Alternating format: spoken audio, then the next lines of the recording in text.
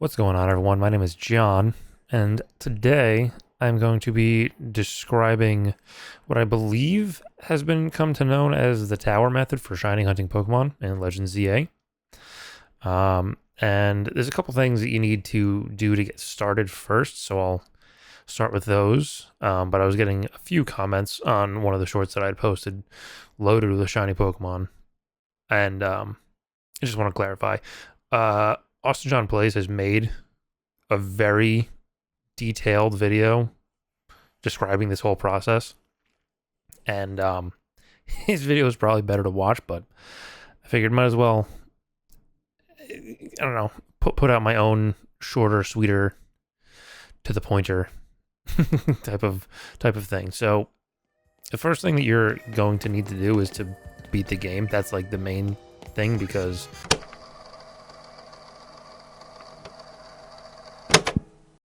you need Wild Area 20 unlocked, and that only happens once you complete the main story.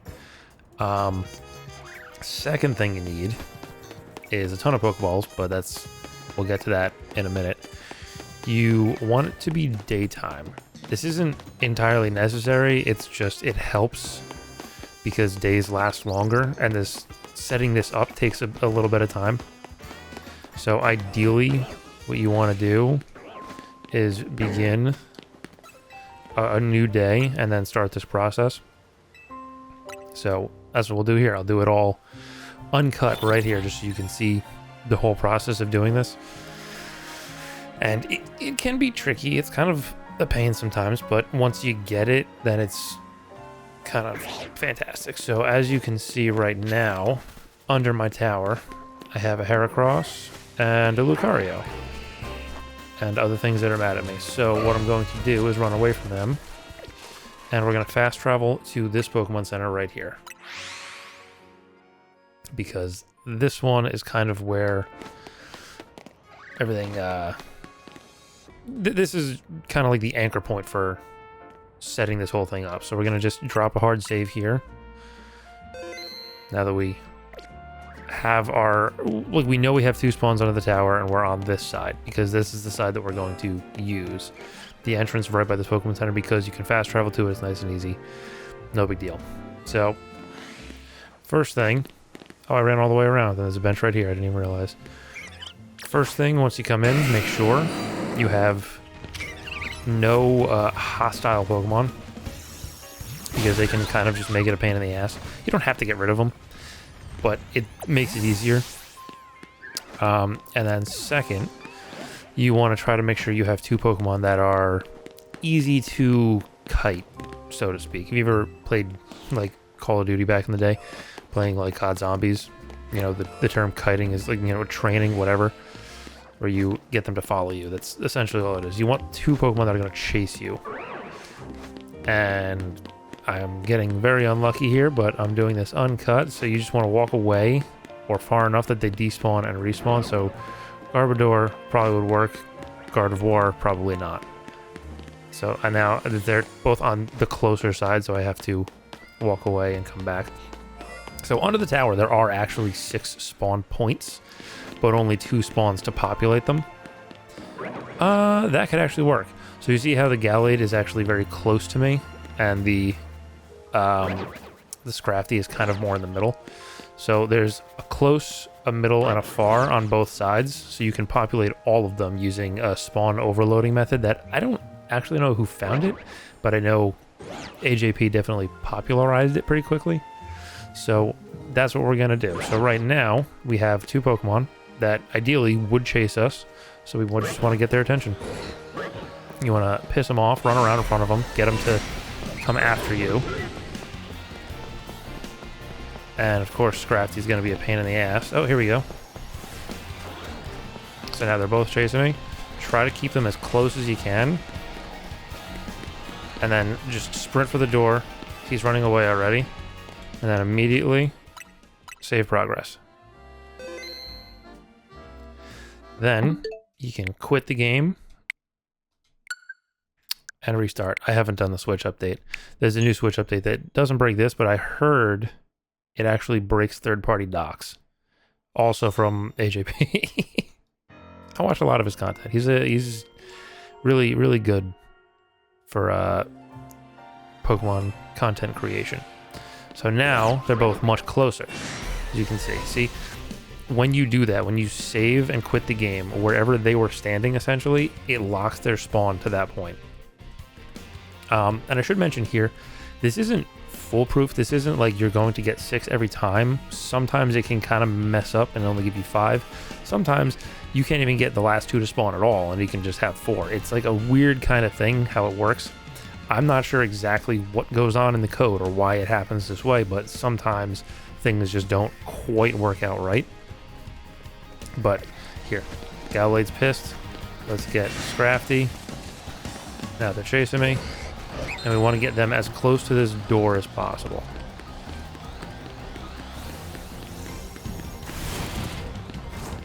So we're gonna... Ow. I don't know why Gallade won't. Here we go. Close enough. Alright, same deal. Save progress. And then immediately quit out and restart. I'll do the update after this. I'm just, right now I just want to get through this. I didn't realize that the update had come out. I was shiny hunting for so long before this. So, I'm still injured. Oh, no, I'm not. So once we spawn in, see, they're right here by the gate.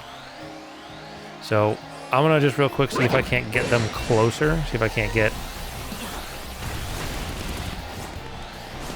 No, Gallade won't move any closer. He is really just... Oh, and now Scrafty moved away.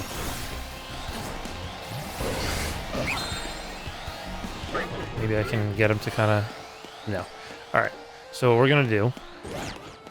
So we're going to go into the map. And we're going to go right on the edge of this thing. Very difficult to do.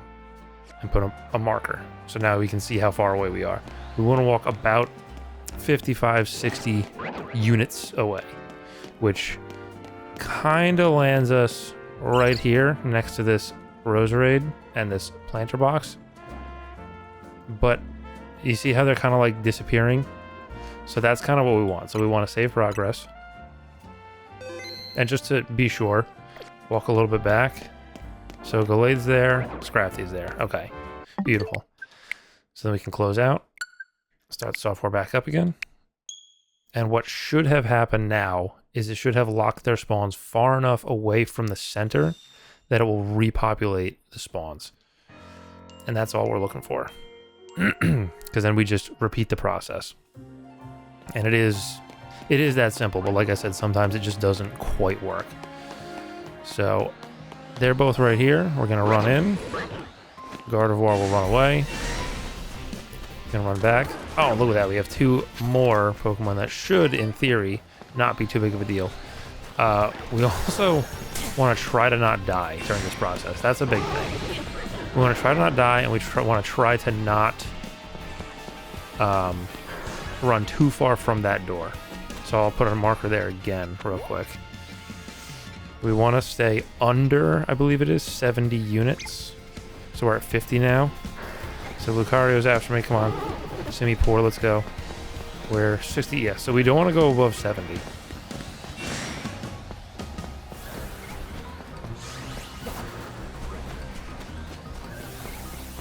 This Simipour does not want to chase. Lucario will go. Come on. Actually fucking run, please. Ooh, hold on. Nope, we got him. We're still good.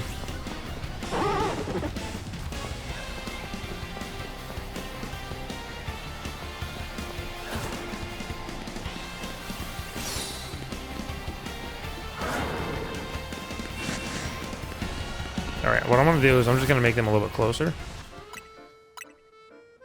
Because they're kind of a pain in the ass. So this is what happens. You can do this as many times as you need to. It doesn't have to just be 2 tries to get them both to the door. If you need to like inch them away, then it works. Because some of these, like you don't know what spawns you're going to get. They can just be a pain in the butt. And that's kind of what's happening here. I thought Simipour would be a little bit more easy to deal with. But as you can see, they're both now kind of outside from under the tower. So now we don't have to worry so much about that hard limit on distance. We just want to get...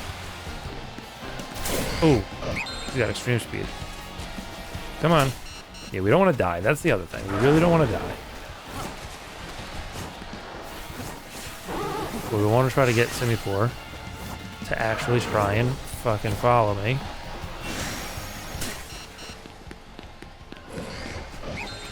Which it's not going to do. No matter how hard I try. Oh, here we go. Nope, never mind. I got too close.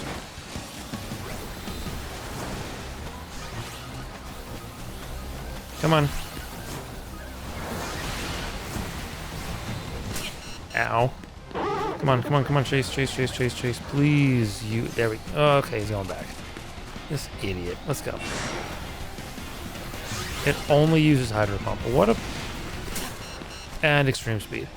That's really hard to deal with. Come on. Stop turning around. So here you can see the problem with trying to do this live. And you can see the problem with trying to do this in general. That some Pokemon just don't cooperate. Here we go.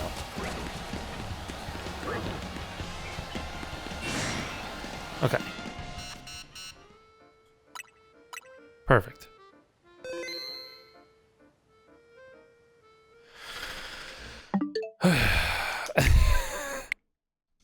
So then we can just do that again. Quit the game.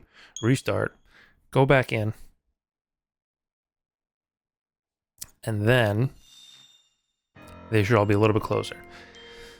The problem I'm already seeing is that this is definitely going to be a big pain in the butt. Because Simipour is going to want to be... Oh, no, he's coming. Okay. They're all pretty close. I believe this is close enough. You want them as close as they can be to the door, but they're pretty good. So we just saved with them as close as... Actually...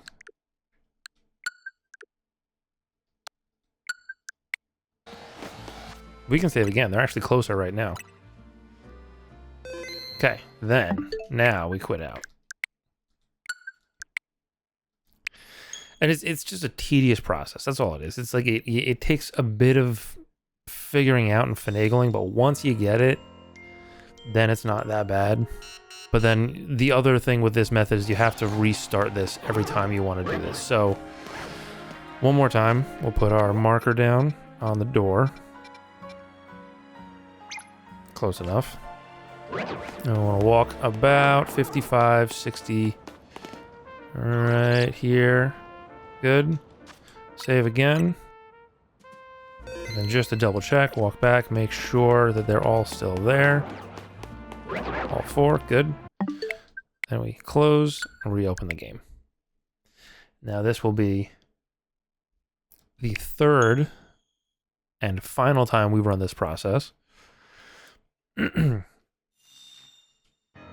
I know I've said it, but you don't want to die. Ideally, while you're saving, you're fine. But if you get knocked down before you actually black out and it resets, just quit out and reset from your last save point. You should be fine. And as you can see, we're not even halfway through the day, and that's why we wanted to do it this way. Hey, not sure exactly why I glazed over this, but the day-night cycle matters in that if it changes while you're doing this process, it will essentially reset you. It's the same as like fainting out. It will reset the Pokemon to underneath the tower. So whatever progress you've made will kind of save, but it'll just put them back under the tower and you'll kind of have to start the whole process over again. So if you have 4 by the door and you've gone as far as to walk over to the Roserade, save the game, quit out, and come back, and then the day resets, those 4 Pokemon at the door will be put under the tower, but the extra 2 that you would get from doing this a third time will not be there. That's what the day-night cycle has to do with it. It's the same as if you get knocked out or if you fast travel. It's just a autosave reset kind of thing. So you don't want that to happen while you're doing this. You want to be able to do it all in one day cycle, essentially, or night cycle, if that's what you choose. All right, back to it. So, yeah, see, here's the problem.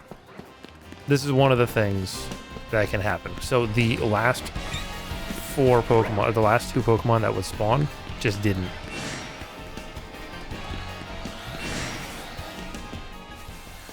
So, as far as I know, the only method to fix that is to get really lucky.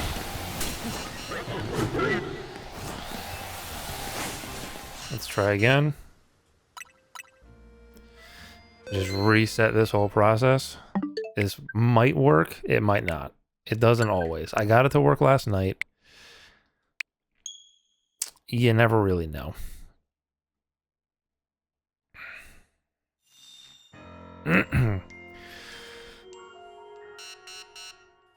So once again, we're gonna run away. Go right up to about where this Roserade is. Save game. And then quit out one more time.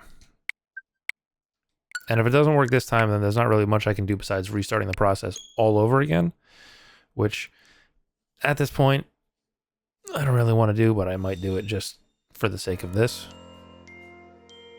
But let's just see if it works.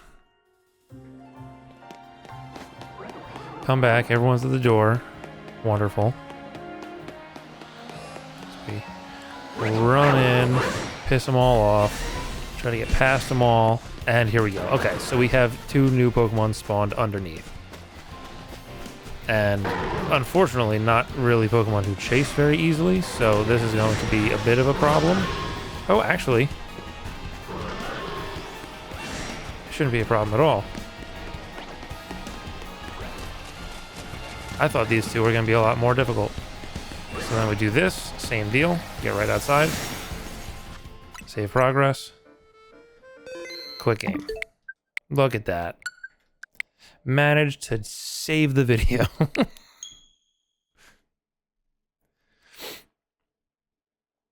Nice and easy. And from what I understand, these updates that have come out do not break this. Like, I updated the game to the most recent. This is a Switch software update, I believe, to like 2.0.1 or something.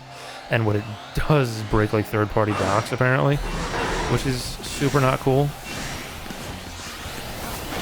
So the other thing here is you don't want to die, because dying is bad, and it's very easy to do when you have 6 alpha Pokemon all pissed at you.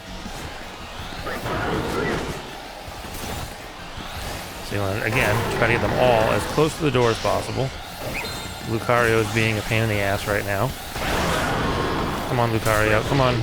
Walk over here. Walk over here. Buddy. Buddy. Walk over here. Come on. Nope. Okay, so I went down. And now you can see what happens. You just, before you black out, you close, and then restart. Very easy. Why is Lucario, of all of them, being the problem? He's just sitting there, standing in the corner using Swords Dance, and it's doesn't help the process whatsoever. So once again, come back in. Piss off the Pokemon that are furthest away. Come on, Powdon, let's go. Oop! I'm already about to go down. So I'm just gonna walk out real quick. And he's gonna come close. I'm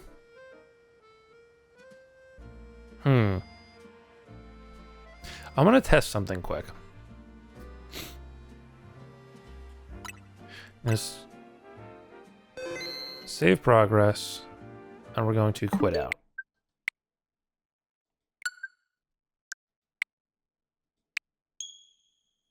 And I'm doing this on Switch 2, by the way, but it doesn't need to be done on Switch 2. I believe you can do this just the same on the regular Switch. You might need to be closer. Excuse me. There's a burp. It's gonna... you might, like, the distances might be different just because of the loading areas, like the spawn zones might be smaller. Okay, can I... Alright, we're already in a good spot. Okay, all 6. Okay, worked out. That's what we want to do. Boom. One more time here. Actually, 2 more times. It's 2 more times. Not gonna lie by that. So, start the game up one more time. and then do exactly what we did last time. The last 2 times we did this process. We run out to where this rose rate is, just about. Save game one more time. And quit game.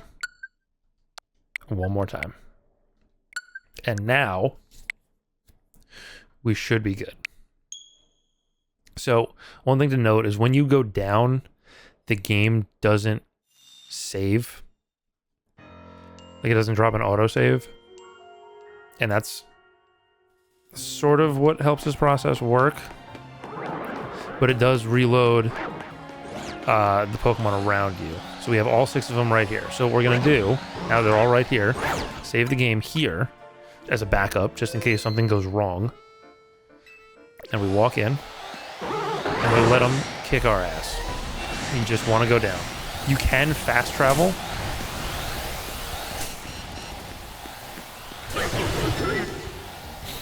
So now we went down. Everything went black. Oh, you know what? Maybe the game does save when you go down. That might be a part of why that needs to be done at the end. I'm misspeaking here. Don't listen to anything I say. So now she's going to tell you it's dangerous to take too many hits from wild Pokemon, blah, blah, blah. Be sure to treat yourself. Oh, so to retreat to safety and take time to recover if you're attacked. Yes. So now if we look over at our door here, they're all gone.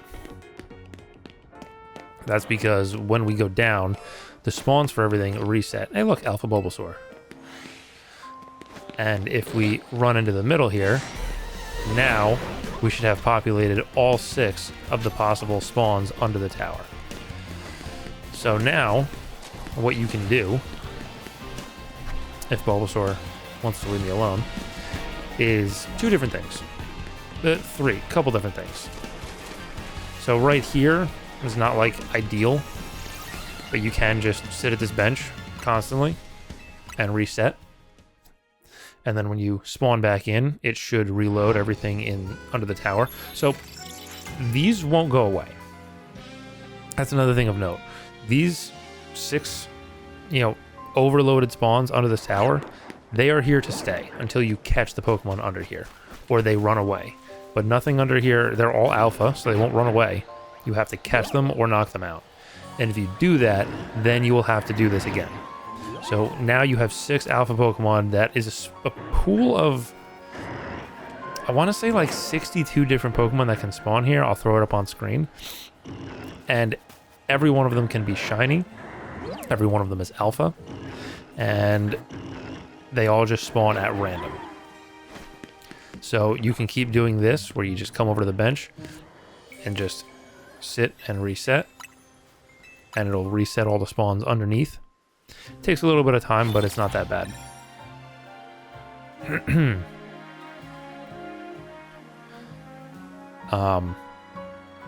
then when you come back in, obviously 6 all new spawns.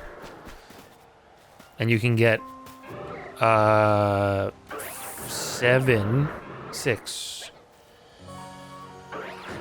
of the 8 evolutions under here. The only ones you can't get for some reason are Umbreon and Espeon, but you can get Flareon, Jolteon, Vaporeon, Glaceon, Leafeon, and Sylveon. You can get almost all the pseudos, just not Salamence, and that actually might be it. Dragonite's under here, Tyranitar's under here, Garchomp, Metagross, Goodra. I think it might be just Salamence because he already has an alpha spawn, like a static alpha spawn somewhere else. But yeah, like I said, I'll throw the list up.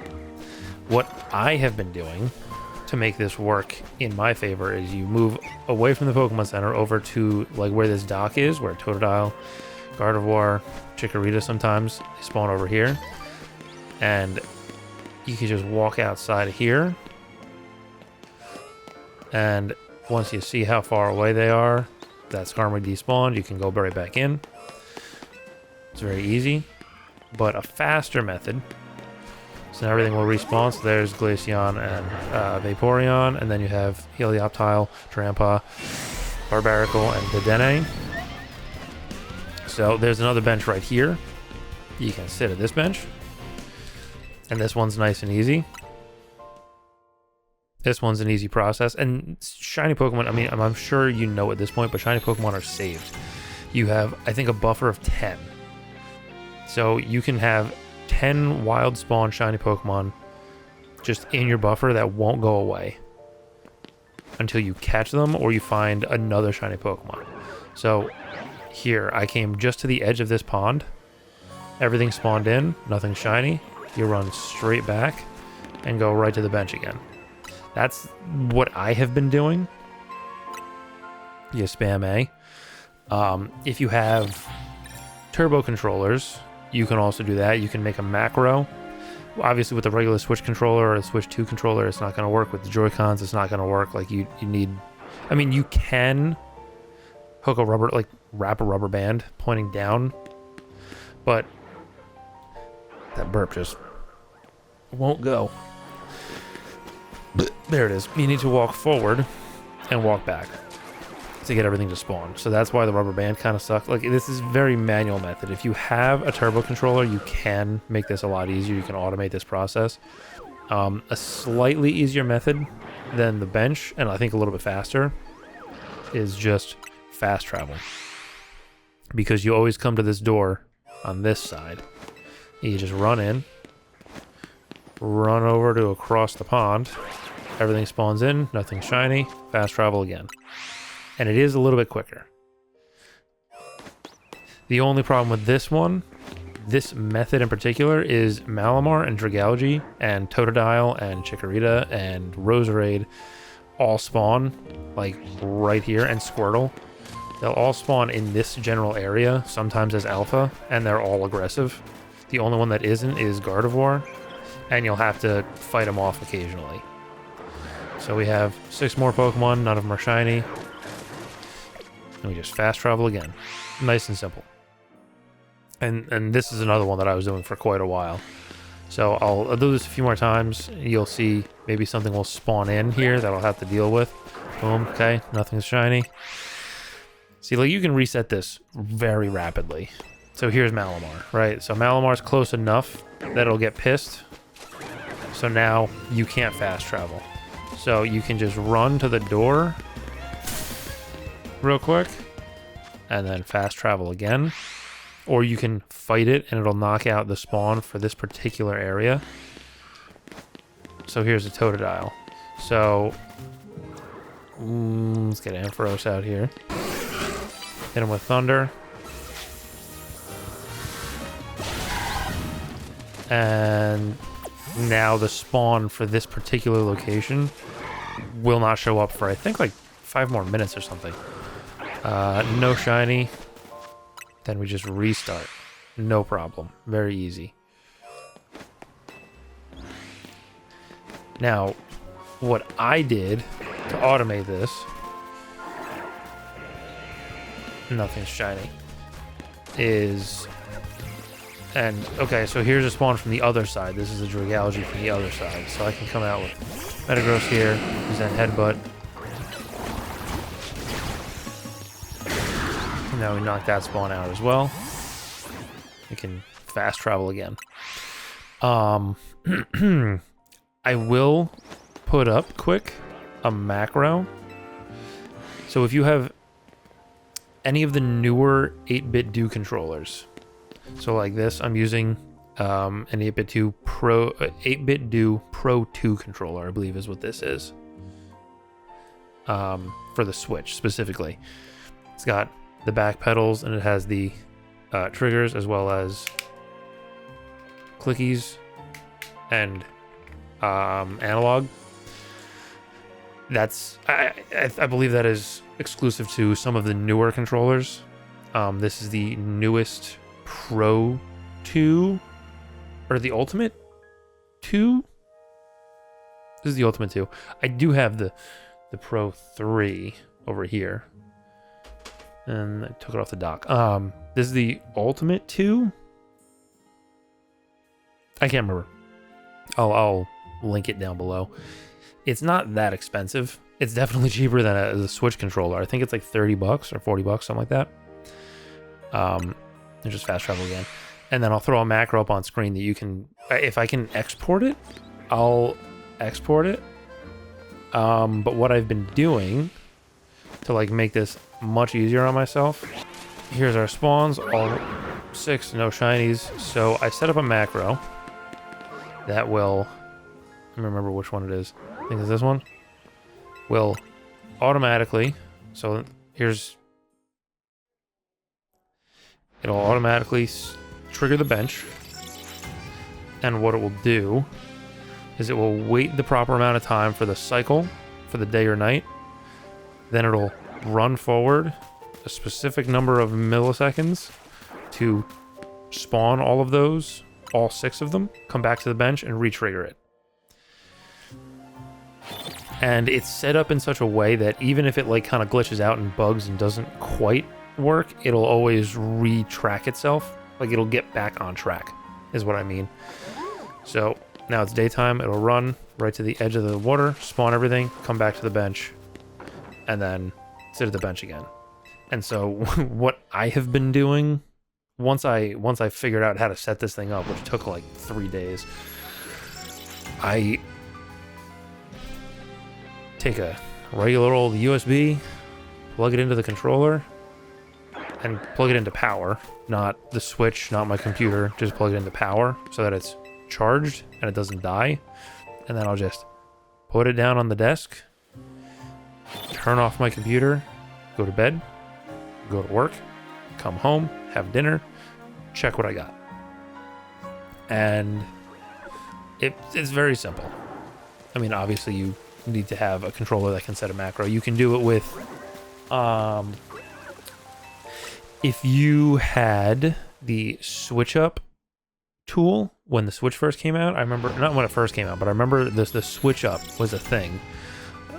Very big around Sword and Shield that would like auto like egg hatch and stuff.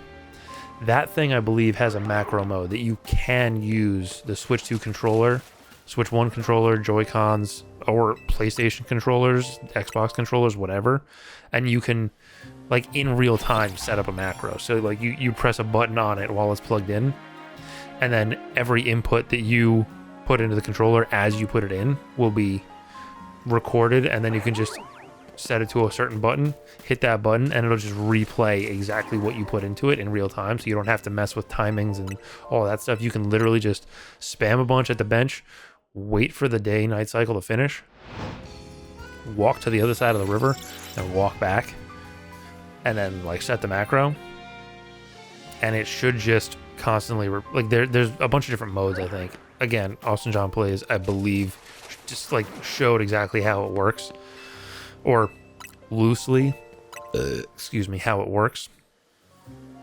But I mean, that's pretty much it. As you can see, I'm like, this is just here, and it is now going on its own. You see the blinking light, that's the macro going. If I hit my button right here, macro stops. Now I'm full control again. That's, you know, nothing shiny again. So if I just walk over to my bench again, I can hit the button and it'll start going again. And now I just put the controller down. It's doing what it does. But that's, you know, separate from the method itself. So now there you have it. That is as best as I can show you from beginning to end, setting up 6 alpha spawns underneath Prism Tower, and then the 3 methods that I used to then hunt for shinies. Anything under here can be shiny. The Malamar, the Dragalge, the Totodile, Squirtle, Roserade, Gardevoir, Chikorita. There's a Chikorita over there. All of them are kind of technically in the range, so they can all spawn shiny. There's also right outside the gate. Every once in a while, I'd say come out here and check. This Fletchling can also be shiny. It's close enough to the bench that it will, it'll roll every time that you do a reset. So you're not hunting for a specific Pokemon here. You're getting what the game gives you. There you have it. That is, start to finish, the method for setting up and shiny hunting underneath Prism Tower, or as I think people are calling it, the Tower Method in Pokemon Legends ZA. So thank you so much for watching. Really hope you enjoyed. If you did, please leave a like, consider subscribing, and I will see you in the next video. Peace.